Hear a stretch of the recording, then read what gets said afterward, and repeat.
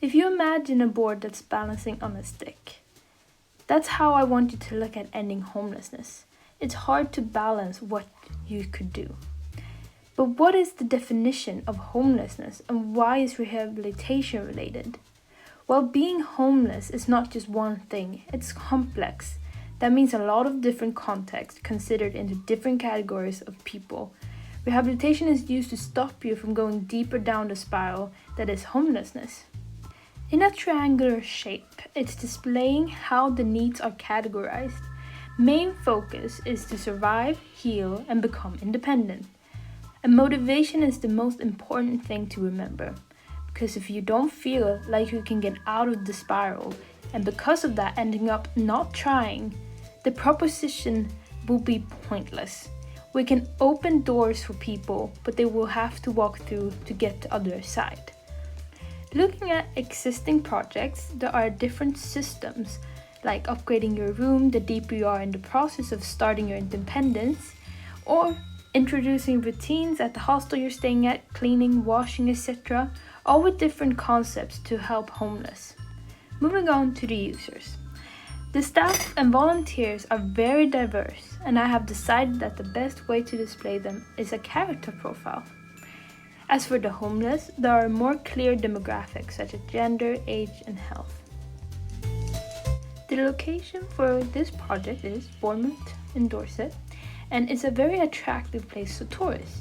Why? Well, one answer for you: the sea. Bournemouth is well known for its beautiful beaches, but there are other attributes such as diverse architecture and nature, as well as its town centre shopping streets.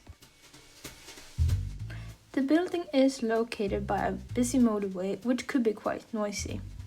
As for the site analysis, we get to see where the hotspots for rough sleeping is in the near area, as well as transport, grocery shops and cafes.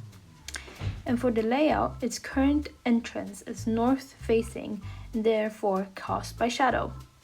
Additional to that, there is a steep hill leading up to it, so the best solution would be to have a south facing entrance and keeping the old entrance as an exit for pet owners to use a quick exit to the park.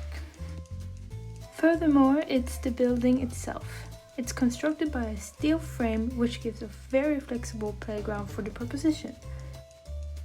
Having survive, heal and independence base for facilities for both those who live there but also visiting users is being acknowledged in the adjacency matrix. As for my snapshot precedents, co-living, temporary structures, pop-ups, pavilions was the main search engine for them. That then leads to my initial sketching. Hut's silhouette is what was going through my mind because I'm playing with the expectations of how you usually draw a home, which is a triangle and a square, based on what most people think homelessness is.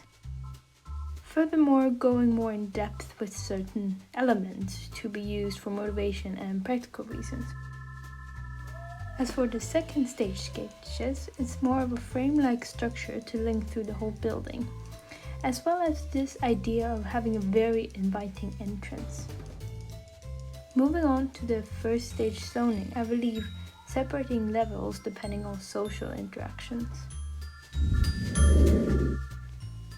My vision is to have 100% temporary structures that are designed with practicality, contextual elements, and philosophical contrast, all to answer the needs of surviving, healing, and establishing independence for a future without homelessness in Bournemouth.